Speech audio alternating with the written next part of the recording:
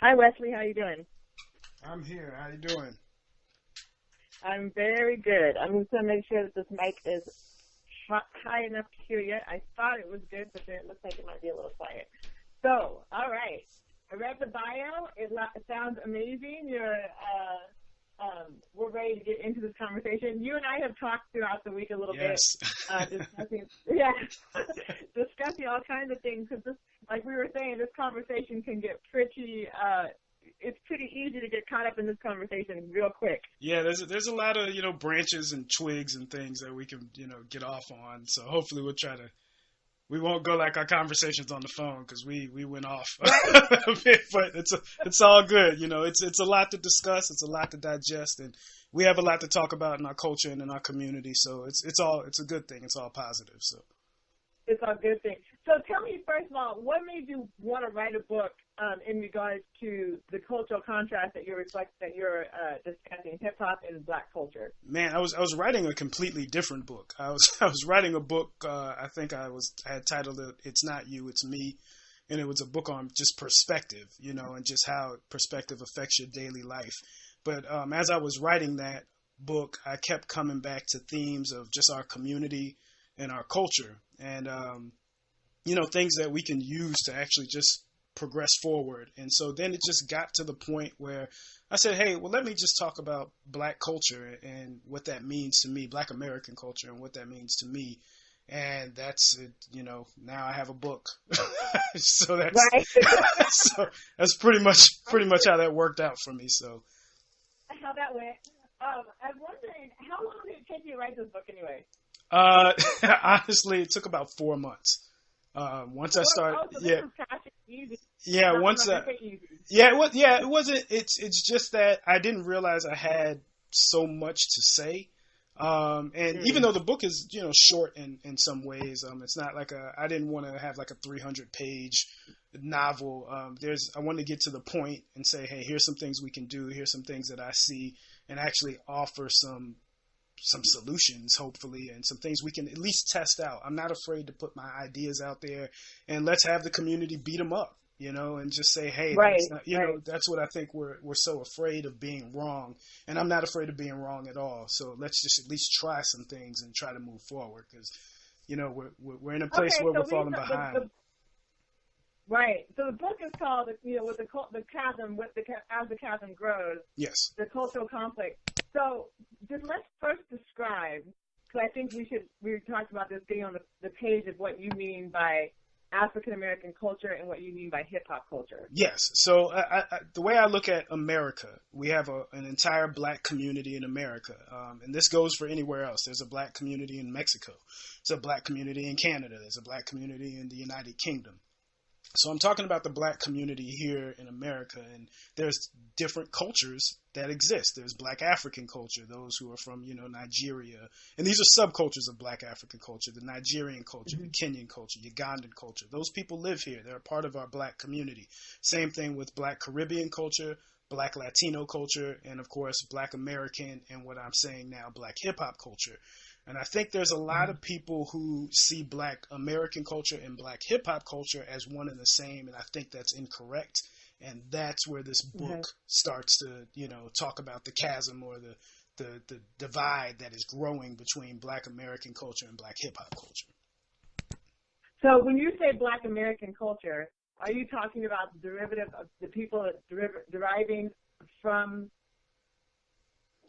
generally slave ancestry? Are you Yes. saying, okay? Yes, Black So, Black American culture is those of us who are descendants of enslaved peoples who were here, who were brought here to this country. We have okay, over those 300 years or so, we've developed our own culture, and right, right. we're different. We're not the same as various subcultures in Black Africa, or excuse me, in Africa and in the Caribbean and things like that. We're a different culture, and we Right. need to really start working on how we're defining that and how we're upholding our own legacy and heritage. Okay.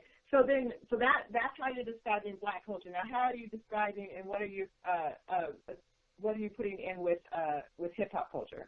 Okay, well, Black hip hop culture, and we kind of talked about this yesterday. I didn't want it to be a cop out. I just think what people see as Black hip hop culture, they're looking at one specific thing. They're looking at an element of hip hop, which is rap, and they're looking at a certain type of rap, and they're kind of doing a summation that is what black hip hop culture is. I totally disagree with that. I know of black hip hop culture to be more than that, to be a little deeper than what you're seeing as the most popular rap culture that's out there, or rap music actually that's out there. Is it a part of their culture? Yes, it absolutely is a part of black hip hop culture. Now, where the cop-out kind of comes in that I talked about yesterday is that we really need to have black hip-hop culture, a representative of black hip-hop culture, define their own culture. It's not my place. I look at it the same way. It's not my place to tell you what black Caribbean culture is, right? I shouldn't be here trying to tell you what black Jamaican culture, what they do in their culture and things like that. And with anybody else, it's not right for me to do it. What I'm here to talk about is what I know and what I love, black American culture, and what we're going to do to progress our agenda and what we want to do and hold our legacy up. So that's what the main thing is. So I want somebody, whoever's a representative of black, hip hop culture, they can talk about what black hip hop culture is. And I think it's also important to say this. This is not a versus discussion. This is not black hip hop versus black American culture. This is just an acknowledgement that our two cultures are not the same, and just determining, how we best work together to move the black community in America forward to, as a whole, because we're still all a part of this black community. So we just need to find out the best ways to work together and move forward. So being like a devil's advocate here, and I'm listening to how this unfolds, if you are regarding black culture that we're discussing, like descendants from slavery moving forward, and we can talk about music, and we can talk about how that has grown and diversified from our culture. I mean, starting way back from, in the field, and then going into banjo and going into blues, and then going from blues to jazz, from jazz to rock, and then moving forward that way, being very much on the back of our culture. Now, hip-hop, you're saying, has diverged into its own separate culture. Yeah, I think that the two questions that you should ask, or that anybody can ask, is hip-hop in and of itself a real culture? And my answer is yes. That's is it a real culture? And it's more than music. That's where I think people get a little confused. They look at rap music and they say that's hip hop culture. There's other elements to hip hop culture that, whoever's a representative of that culture can start to discuss. That's one of the things that we need to do, is let people know that, hip hop culture is bigger than what you see in rap music. It is just not rap music. Right. So that's important. So yes, hip hop to me, is a real culture. It's a real community. They have their own subcultures. It's not just black hip hop culture. And again, so that's the way I look at that. The second question is, as a black person, am I automatically a part of hip hop culture because I'm black? And my answer is no. We're not, just because you're black doesn't automatically make you a part of hip hop culture. So those are the two foundational points that I start with, so you can see from the beginning that, hey, there's something different here. I think it's very easy to try to align the two. And another way I look at it is, I always talk about my parents. And my parents were born in the 50s. They know nothing about hip hop culture, or very little about it. And the bottom line is, are they less black because they don't know what hip hop culture is? I think some people are looking at hip hop culture is especially black hip hop culture, is the next phase of what black American culture is, and that is not true. My parents are still very much. Okay. I see. Yeah, that. When I think about it, my parents were born in the 40s, and they know. I don't know how much hip hop culture they know, to be honest. But my dad is a jazz musician, and musicianship and classical jazz is very deep in our family, having performed with some giants and some greats in the field. Most of my family plays an instrument of some sort, and a lot of I also have a brother who raps and who has CDs and record, does his things on the radio and all that. I have people who don't, it's interesting when I'm listening to how you're comparing the two.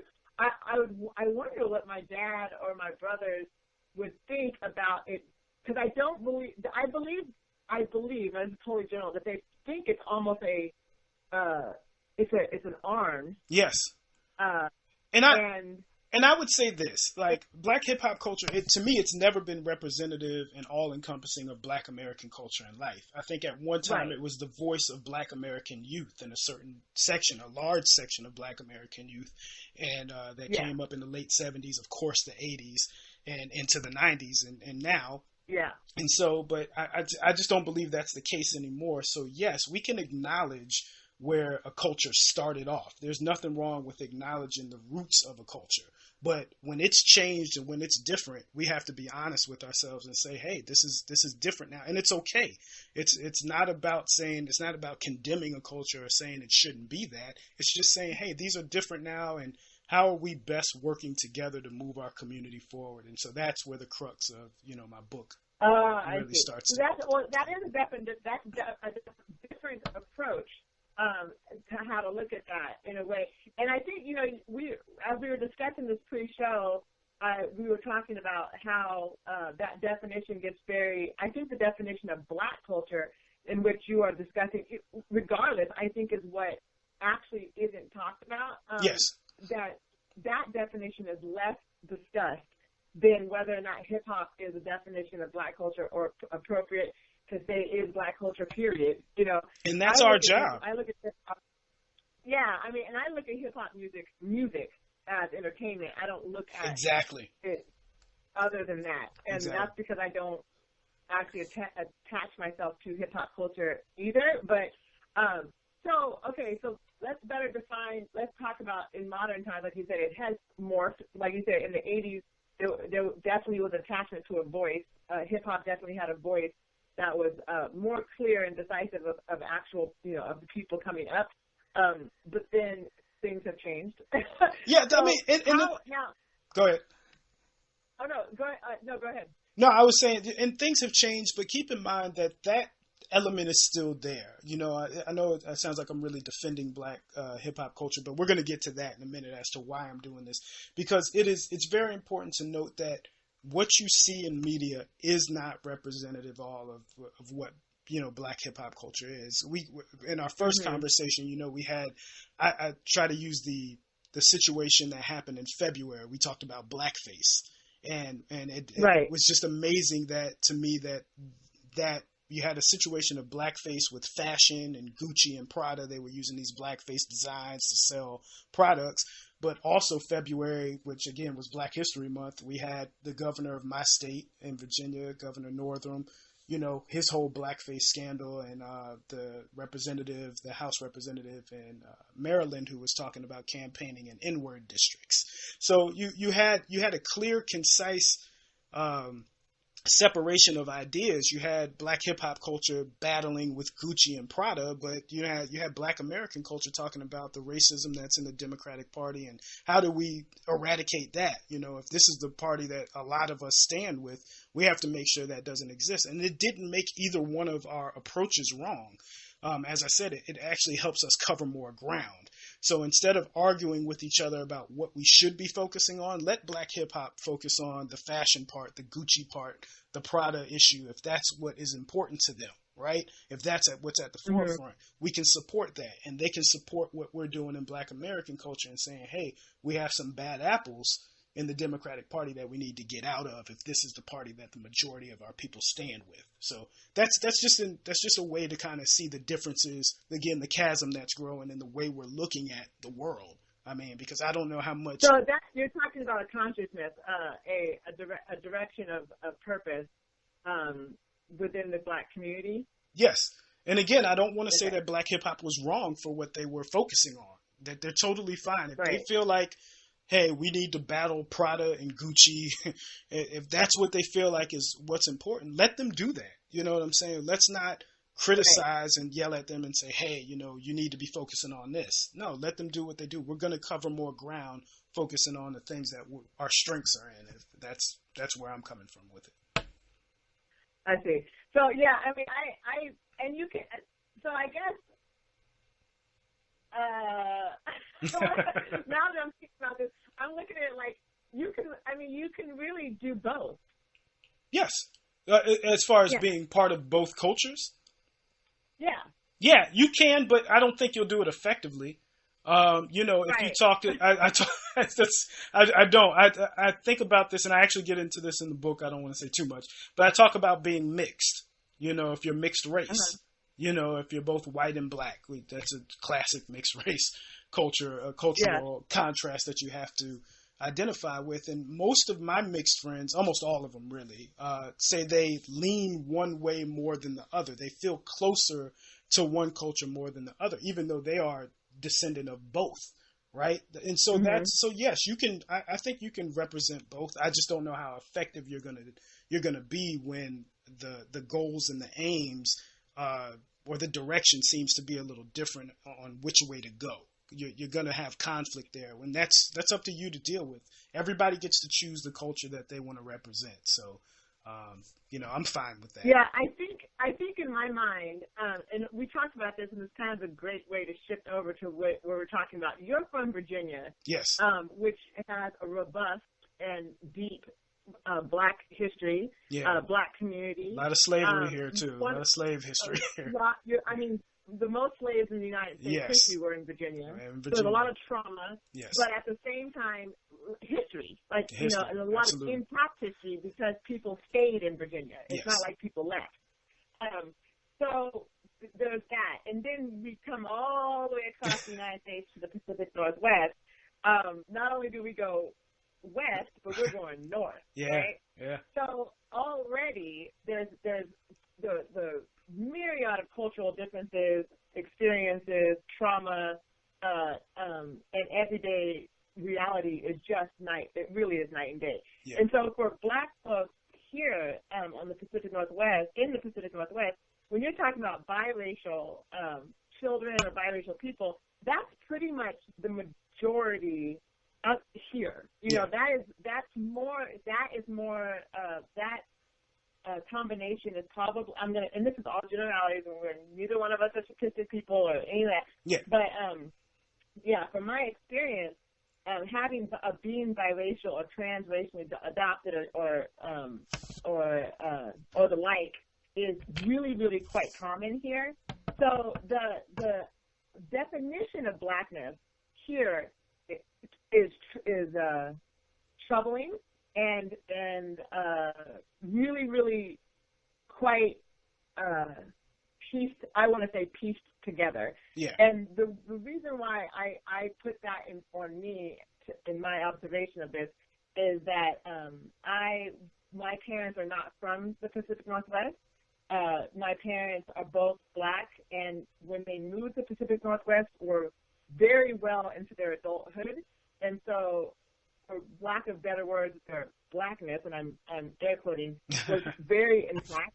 So when I came home to 6 brothers and sisters, our question of our identity and what Blackness meant was never questionable, although our community that surrounded us was all totally encompassing, completely white. Yeah. And so I realized that when we talked about defining Black culture, and I left my notes in the car. I thought about me and a girlfriend of mine, we were talking about the 2 Black folks that are in Oregon, the type of Black people who are here, and I talked to you about the term legitimately Black. Yeah, we had a good laugh about that. Term. Yeah, we had it's a crazy term. It's crazy because and it's not something we're making up. I mean, it's out there. But it's something we have to as Black folks step away from. I mean, we can't yeah. Make that a thing that you're legitimately Black. We cannot make that a thing. And I think when as we're talking about your definition, and we come out here, and I think that people, and I'm just looking at the kids that I've grown up with, or the people that I've grown up with, and the kids that my children know. There's a real struggle for identification as identifying as Black here. Yeah. There just is a real struggle. So with this hip hop ideas, I feel like because of the culture in which you're speaking of, Black culture, those of us who understand our history, our positive contributions of our history, not just the civil rights and Martin Luther King, but the actual, artists and scientists and engineers. Absolutely. We have, our own. But that's where, that's where, not to cut you off, but that's where I typically start. And we kind of talked about this before. I ask Black people, hey, do you not feel Black at all? Because that's one thing. If you don't feel like you're a Black person at all, that's one thing. Or do you not feel like you're Black by the standards of what you feel hip hop represents as what is to be Black? And that always. But what is it to be Black to you? Because what it could be, what it is Black in your definition. The people here are going to have a different, and I don't know if they really would have a good definition. Which is fine though. There's not a problem in that because Blackness, there's Southern Blackness, there's Northern Black. We know this for a fact that we do things. There are subcultures to everything that we are and what we do. That's no different in Caribbean culture. That's no different than being, Texas is different from what they do in Georgia, is different from what they do in California. So that's fine. There's not this one stream. It's just the idea of what you represent and the history you're representing and the heritage and the legacy that you're representing. So when I get into these conversations with people who, like I said, when I ask that question, it changes the narrative a little bit, of what they're thinking of, because I get a lot that, hey, I don't feel Black by what I see in hip hop. Totally fine. There's nothing wrong with that. But we have to start teaching our history, and that's what's going to get people to have that pride and have that the drive to want to identify as Black. We don't have to beat it in someone's head. If someone doesn't want to identify as a Black person or with Black culture, I let them go, because you're going to do it wrong. Right. You know what I'm saying? If you absolutely do not want to represent what we are as a people, and we have a hard history, and I understand some people want to get away from that. We have a hard present. Yeah, we have a hard present too. That's exactly right. But that's very true. And I understand people want to try to escape that in any way possible. We just had the Facebook conversation that we talked about with I don't want to bring that guy's name up because he's not here to defend himself. Right. But we just had that conversation that I showed you.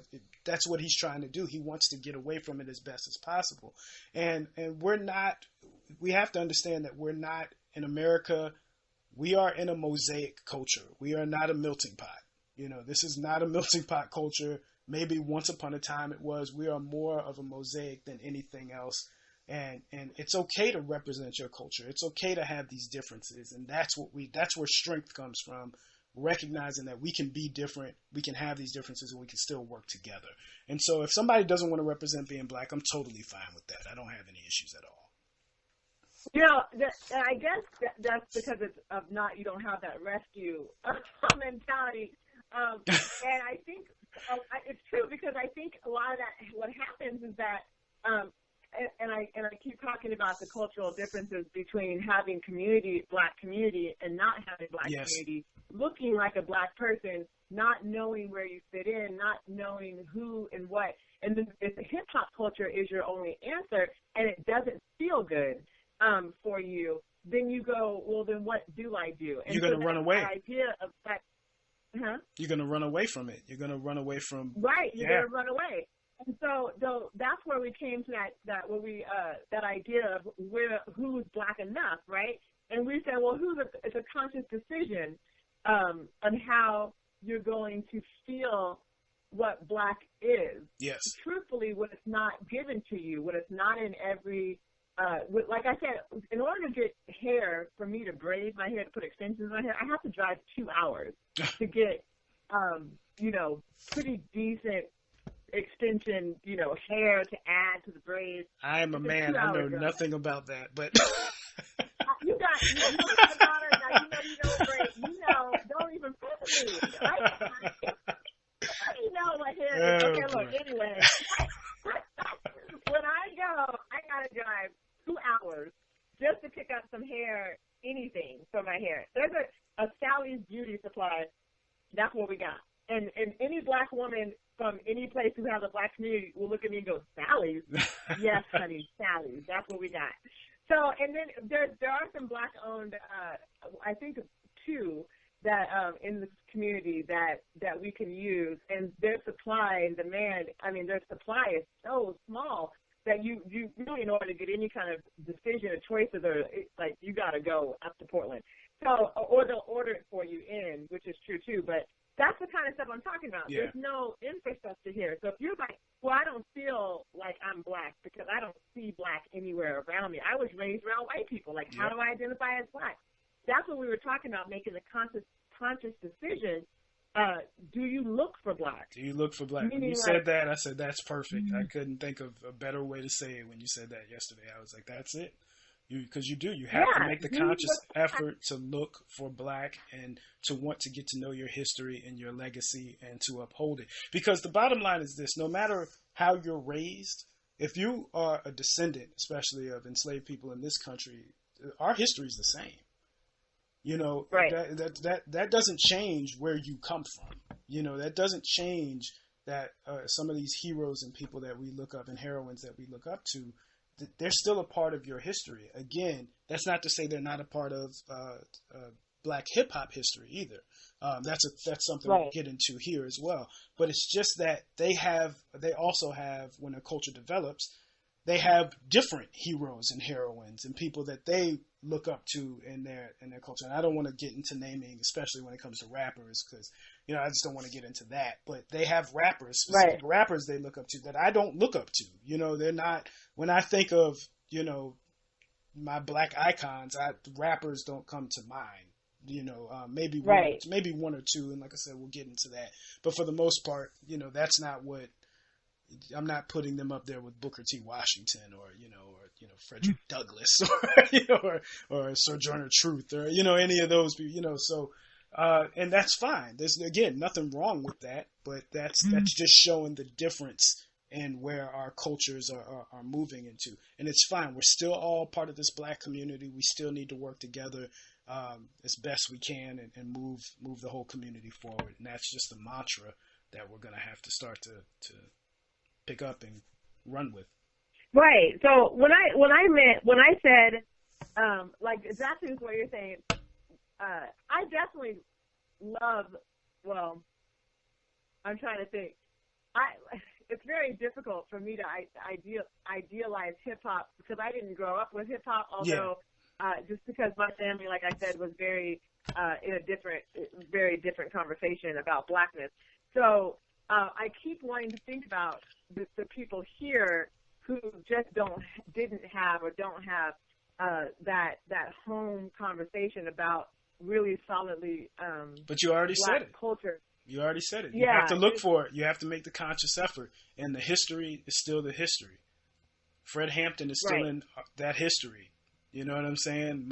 Medgar Evers is still in their history, and the good, the bad, and the ugly is still there, and they have to seek it out. You have to want to know your past, and that's what's going to start to create that pride and that interest and what is it that you want to, what are you standing on, and what are you upholding? That's so they have that. You've hit the nail on the head as far as I'm concerned.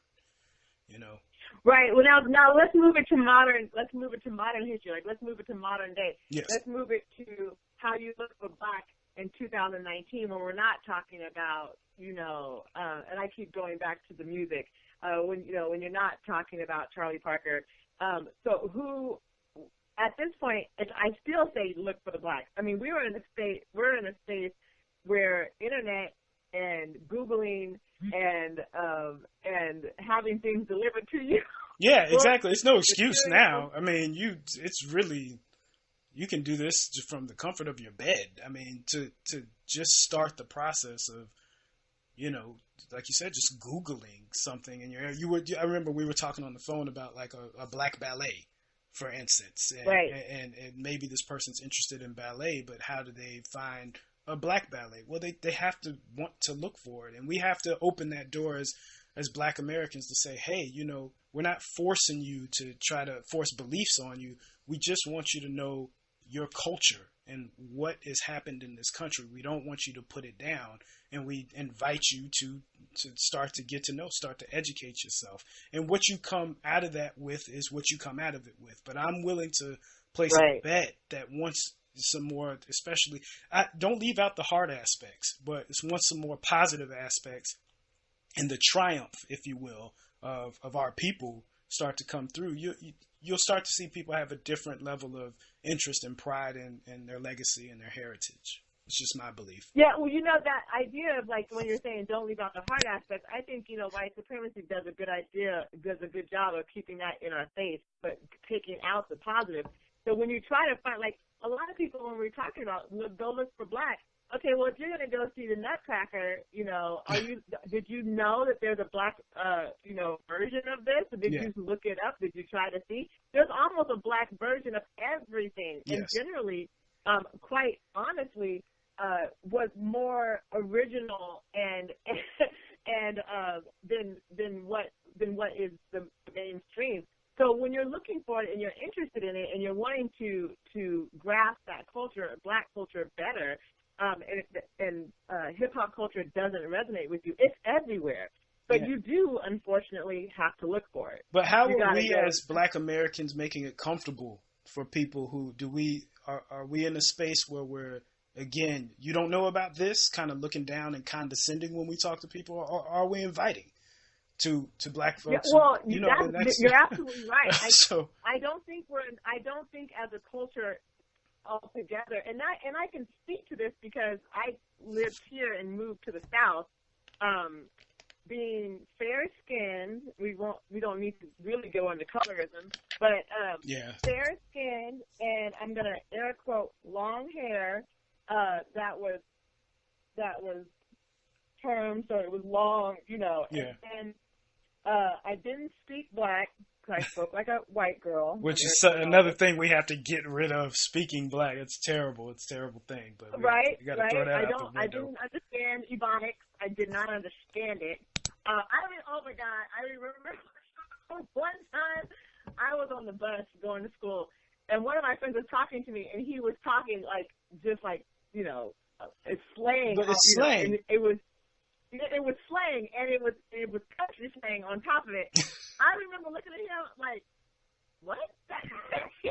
Yeah. He was like, you don't know what I'm talking about? And I was like, say it again, but say it like real slow. And write it down. Actually, write it down. That'll help me out. I was like, I don't know what you just said. And then I swear I didn't live that down for like 6 months. But I promise you, what it was that just like going into any other culture, I knew that even though I was black, I knew that I hadn't lived there before, and I didn't know how Southern blacks do Southern black. I didn't know. Yeah. So I was actually which is fine, by the way. Not knowing. Yeah, which is fine, by the way. That's the thing. Are we making fun of you because you don't know, like really making fun of you, not teasing you, but really being condescending to you? I think it was up to me to understand I wasn't being made fun of. I was being teased. You're being teased. But it was different for me because, like I said, I have been teased by my parents and my friends, and stuff, because we understand how black culture in general works that way, right? So I could tell that I wasn't being ostracized. Absolutely. I was being teased, and it was almost like if you can take the teasing, then you're gonna be okay. It was kind of like that. Yeah, but in general. No, go ahead. I didn't mean to cut you off. Go ahead. No, I was saying in general, I don't think that necessarily it feels welcoming. You know what I mean? Yeah. I don't think it. Agreed, and that's something we have to work on. Welcoming. Because in the bottom line, we're gonna have to start to look in the mirror at each individual self. And in the book, toward the end, that's what I get into. We're gonna have to start to look in how are we changing our behavior, how are we being inviting, and making sure that we're not being condescending to people who may not know what we know. We don't know everything either, by the way. There's kind of segueing into how do we build the community and foster that unity amongst black people in this country. There's various ways we can go about that. And, we can start with just recognizing and accepting our differences in culture. I mean, it sounds simple, but when you're accepting of your differences in culture, you remove that condescending tone, right? You're not going to. Go ahead. Go ahead. Yeah, I'm just saying that you're not going to be condescending to those around you. You may tease people. That's a part of what we do, I think, in our community overall.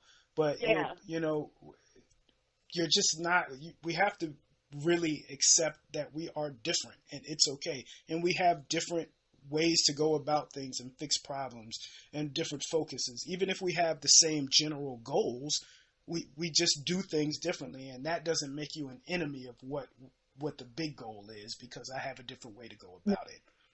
You know, I think that this is how, and this might be me in my comfortability in multiple cultures, which, you know, someone asked me, should I make my children travel? Yeah.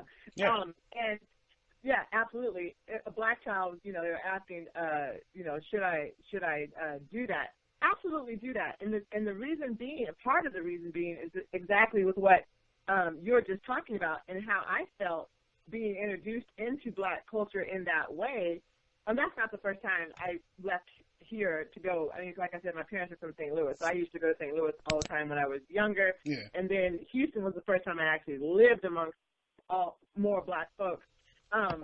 But it was, and I lived in Central America before I lived amongst black folks. So, so it was, you know, that cultural. But what I say all that to say basically is that we, and I don't know if this is true, like in Virginia, but we need to assume welcome. Yes. Black folks, I think that we also cage ourselves off before we even allow each other to connect. Like with what you're saying, I come from Oregon. I'm black. My parents are black. I know I'm black. I like wearing my hair natural and afro. I'm going to Virginia. I'm assumed welcome. Yes. Now, if I'm going to get teased for how I talk, I'm going to go tease right back about how y'all talk, and then we'll work it out together. You see what I'm saying? Yeah. But we're going to assume that welcome, because like you said, black is black, although we've got all these subcultures, right?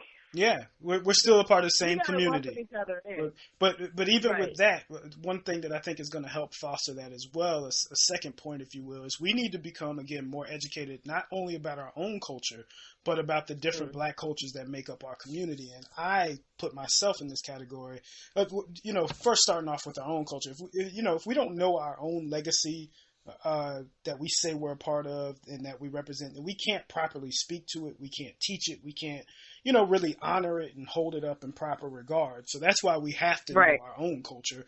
But if we're a part of this community and accepting of that, we're going to have to learn more about black cultures in the other communities, and within our community, and that's going to help to create a better bond. Again, I need to work on, there's plenty of black Caribbean or black African or black Latino heroes and heroines that I don't know about.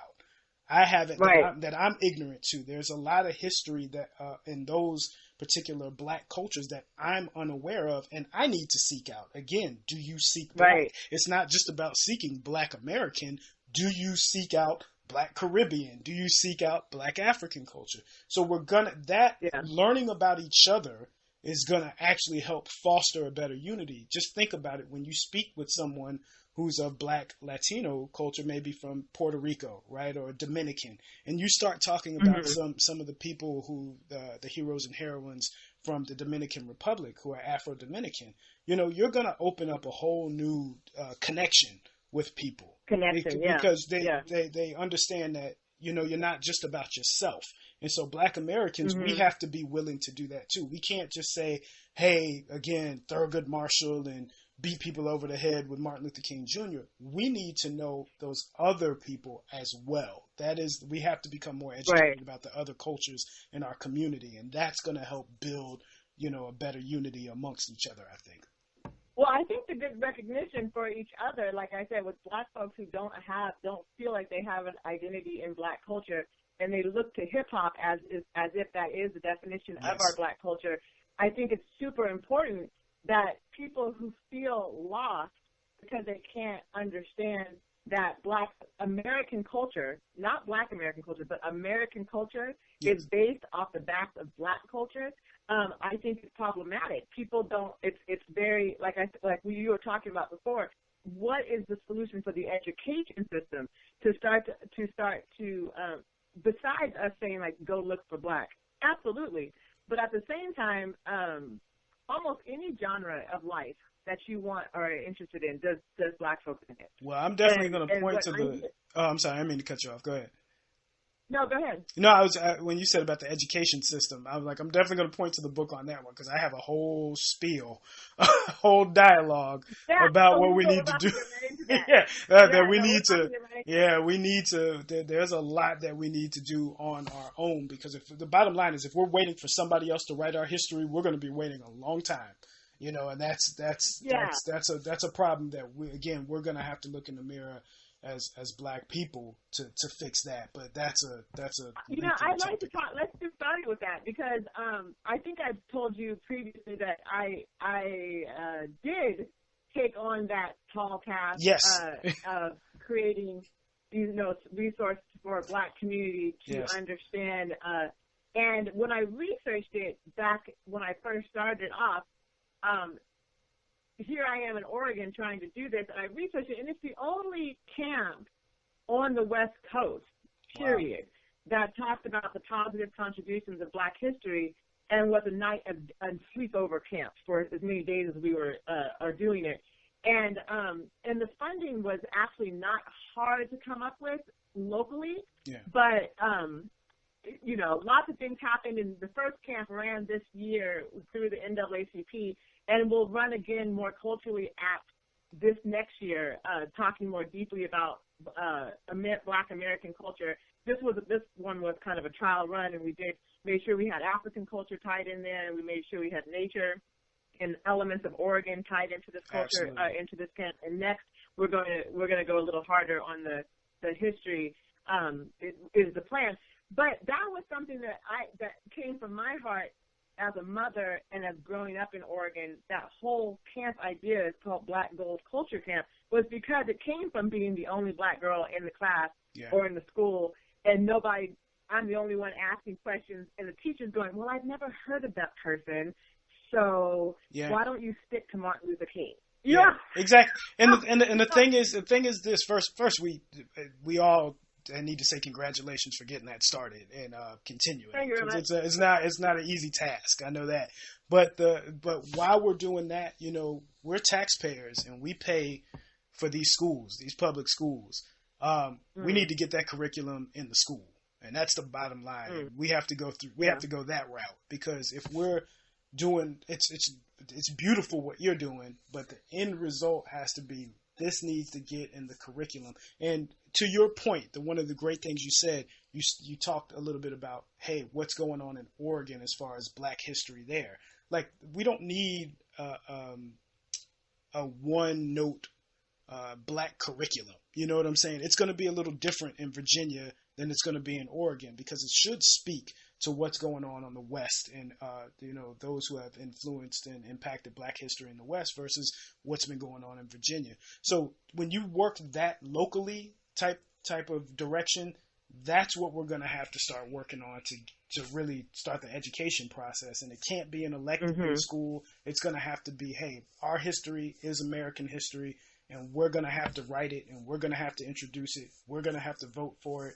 and really lead the charge on it. Because again, if we're saying, hey, the public schools need to do better, well, they're not going to do anything if they don't know anything about your history. We have to be, this is where the local community has to come together as much as possible. And I understand, to your point, if there's not a big Black local community, it's going to be a lot more difficult, but still not impossible. And that's kind of the right. We talked about having like the Black student unions, and the Black student unions here wanting to be ran by white women, you know, or white men, and it's problematic.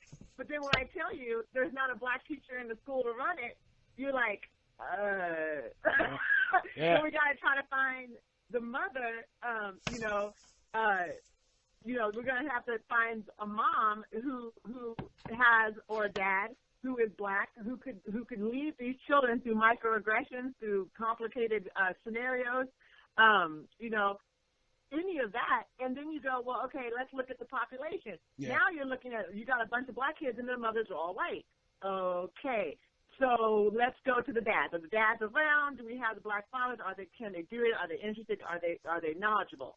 Maybe a few. Okay, cool. Well, now we got 10 middle schools, the BSUs, and we got 2 dads. Yeah, it's tough. So you see, yeah, It's tough. I'm not here to say it's easy, but it needs to be done. We got to do it. You know, we have to do it. But my point is that yes, the curriculum has to be created, and it has to be put into the school books, and it's a long process for legislation to get into that. God, Trust me, I have been on that battle.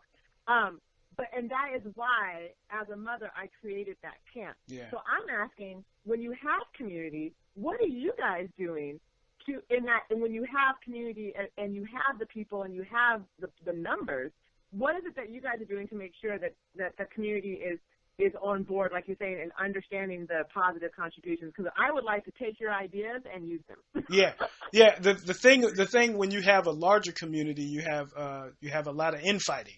And so this should be here, this shouldn't be here, it should go this way. So we have to kill our egos in that way. That's what happens when you actually have a larger community of black people. We have to literally kill our egos and really sit down and say, you know, everything's not going to get in there. Everything that I think is important is not going to get in there. So you just have to work together. And again, part of, especially when you have these cultural differences, you know, that goes right back to what we were talking about, fostering that unity amongst black people in this country.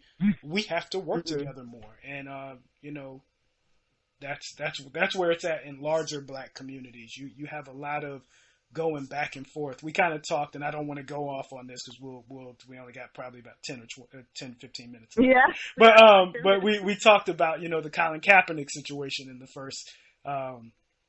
first conversation, and you had more black people arguing with each other about who was taking a knee and who was not taking a knee and who was watching football and who was not watching football, while black men are still getting killed in the streets by police. So, I mean, which was insane to me. You know what I'm saying? Whether you supported Colin's movement or not, it was just crazy that's the conversation. That was the dominant conversation during most of that time is, well, are you black enough again?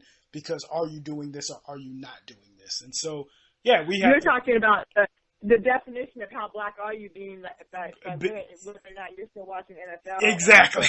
Yeah. So we did so much. I just looked at the conversations that were going on online, and I'm like, man, this man took a knee because people were being killed. Right? You know what I'm saying? Black men are being murdered. Black women are being murdered by, you know, rogue police. Not all police are bad, by the way, but we got some bad apples out there. And, you know, we're fighting with each other about, you know, should we take the knee or should we not watch football? And I was like, you know, I think we missed the point. And, you know, we fell into the trap on that again. And so, yeah, we're going to have to learn how to work together better. But that goes back into some of the things I was saying about recognizing, learning more about each other, learning more about each other's culture, and also defending each other. We don't defend each other very well culturally, and we don't promote respect for our different legacies. You know, when you have this whole idea that all black Africans are poor and hungry and things like that, and they come from with these intentions. Black Americans need to step up. All black women are angry and pissed. Yeah, exactly. You know, we're all black Americans, men especially, are thugs and welfare recipients. We need black Africans to step up and help dispel that stereotype. To think that all black hip hop culture is focused on criminal activity like drug dealing, the excess of wealth, and misogynistic lyrics. Black Americans, Black Caribbeans, people like that, the different cultures really have to step up and help dispel these myths. And that is being in defense of one another. And that, once we start defending each other, that's going to help build unity in our communities as well. So there's some really concrete things we can do to foster a better relationship, but we just have to take the step forward to get them done. I feel like fostering this community, like when I think about it, I think the money that goes, and you and I were on two different sides of that, because I was like, I don't watch the NFL. You were like, well. Yeah, the Ravens are playing. All right, go ahead. There were two sides of that. But it was okay though, because what my whole spiel about this whole situation is that we have to back up what they're saying, to educate the masses, but it starts locally. Yes, absolutely. Like, that is the point. yeah, when people start saying, "Oh, it's just too much," it's not too It's much. not too when much. you start talking about a school at a time, But the or thing, you start talking about, a county at a time, like but it doesn't have to the be. problem Um, is that we don't value what's close to us. That's the thing. mm, We value the macro. So we value the entertainer or the celebrity who may come to your town and talk to you. Well, that person's going to be gone the next day. So, you know what I'm saying? mm-hmm. Not to discredit what they're doing. That's a beautiful thing if these, that they use their star power in whatever way they do. But the problem is if we as a community don't value each other, the people we work with every day, the people we see every day, if we don't value that and we don't have any loyalty to that, then that's why nothing's getting done. Because you just say, oh, well, you're in the same Right. position I am. So who are you to tell? I need somebody who's made it. I need somebody who I see on the internet or on TV or on so on and so forth to tell me how to go about life. That's not Right. it's not going to work out. We're never going to move forward in that way if that's the way we're looking at the people who work with us and are there for us every day. So as Black people, Black community overall, I don't care what your culture is, you got to look in the mirror and say, what do you value and who do you value? Right. And who, Right. that is a big problem we have. So that's one of the reasons lots of things are not getting done. I agree with you 100%. I think we need to look at each other. We need to look at each other with more value. Yes. Your life and what you've done. My first thing I wasn't asking you if you had a degree. I wasn't asking you where exactly. you've been. I wasn't asking you how many this and that you do. The fact that you're here reaching out saying, I'd like to talk about our culture and let's discuss it. Oh, automatically, we have to, like I said from the very beginning, and to your point, we need to assume welcome. We need to talk to each other, and enough with the credentials about how much you know and what you don't know. If you have something to share that builds each other up, then share that. But Beautiful. you also have to be willing to hear it. Yes. Like you said, we need to all hear of each that. other. Say it again. Yeah, we need to hear each other. And the truth of it is, it's not about whether or not it's good, bad, ugly. Let's start to know each other. Yeah. Like you said, I could be living next to a Caribbean, Afro-Caribbean, and I don't know that this person is what were we talking about? Like, we know they speak Spanish, but we don't know if they're from Mexico or Honduras or whatever. Maybe we should know. Absolutely, because like I said, when they get to this country, they move as a fist. They they move through things as a fist, and it may be different when they're in their own countries, but when they get here, because they have that commonality of this is the language we speak and this is the position we're in, we need to band together. And again, there's nothing wrong with having different approaches to things. That's where I think we get hung up with, and that's what we get hung up on. Yeah, you're not doing it the way I'm doing it, so you're either against what I'm doing or it's not going to be effective. We need to start trying more things, and we're not trying enough. We get stuck in the argument phase, and we don't. Again, people are afraid to be wrong too. To the point. I think Obama just addressed this. Actually, he was just addressing about that issue of that perfectionism, where then you end up running in circles and have done nothing. Yeah, I kind of have the space to grow. I have to say something about that because I made a comment online that someone may pull up on me because I commented on that. Yeah, because he talked about woke culture, I think is the word he used in there. And I didn't agree with that. I think he was talking more about cancel culture and that we cancel people very quickly because woke culture is not that at all. So it was a little funny because, I love President Obama, but he sounded like, the proverbial, person or white person who doesn't know what he's talking about, but referencing what's going on in the Black community. So I just in case someone pulls that up, I actually wrote that online somewhere, so somebody will try and pull my card. So I'm gonna make sure I say that. I know that. I know that right now. You hard. Yeah. Like the beehive for Beyonce. Yeah. You can't say that. Right? But I did. I commented on that. But I understood what he was saying, and he's right. People are going to make mistakes. Life is messy, especially when you get into politics and things. But just the politics of each other is a whole situation. Again, what we're doing in Virginia, may not work in a place like Chicago because the black community's at two different points. You know, if you go to Right. a specific community where you literally have to worry about the color you're wearing before you can talk to someone openly in public, that's a different Right. dynamic that we don't typically have to deal with. And you have to respect and honor that dynamic. And how do you work around that? You can't just say, oh, that's nonsense. That's the way of life from where some people are. And you have to Right. have a certain reverence for that and how, and really think about, how do we get these people to work together? Again, instead of looking down on it and things like that, how do you work with that it? is the truth. And that's the truth. where so many It's the different truth. parts.